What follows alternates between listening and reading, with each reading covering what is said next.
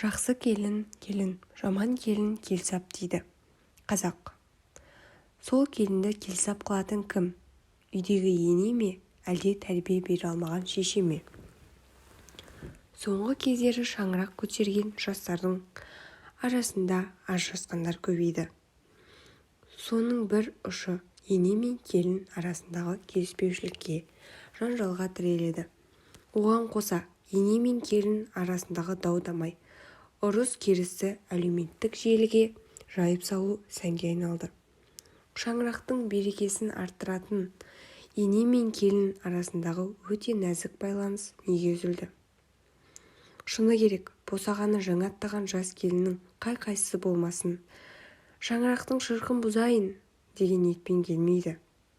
Сол әулеттің берекесін арттырсам дейді.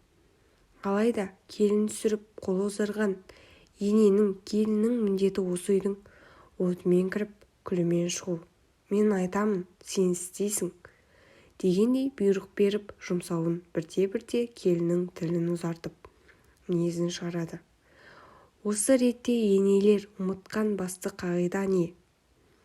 Келін өзге отбасының тәрбиесімен бойы жетіп, жаңа ортаға түскен бөтен адам. Оған өзі түскен шаңырақтың тәртібі мен талабы таңсық. Нені қалай істеймін деген қорқыныш пен үрей басым.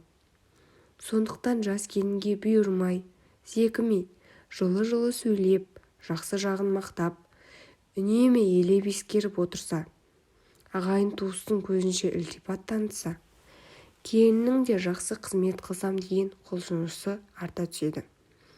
Келінді де бөле жармай, бірдей үйдегілермен сыйлық алуды әдетке айналдыру отбасындағы құрметті арттыра түседі. Себебі сыйлық беру сүндетте құпталады. Отбасында кикілжің туа қалса, келінді жақтау, қорғаштау ененің міндеті. Ененің өзі де барған жерінде ешкімді өзектемей, ғайбаттамай, жамандық атаулыдан тыйыла отырып, осы әрекеті арқылы келінді тәрбиелейді. Келіннің білмегенін үйретіп, жасай алмағанын көрсетіп, айналайын деп басынан сипап, мейірімділік таныту ененің де мейірін өсіреді.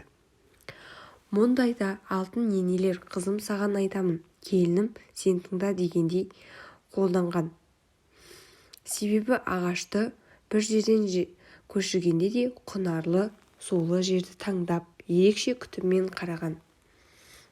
Сол сияқты ене де келінге бар ілтипатпен қараса, ананы істе, мынаны жаса дегеннен гөрі сол отбасының дәстүрін, әдеттерін рет-ретімен үйретсе, сонда әулеттің қазанын ұстап отын жағатын елге сыйлы келін шығады.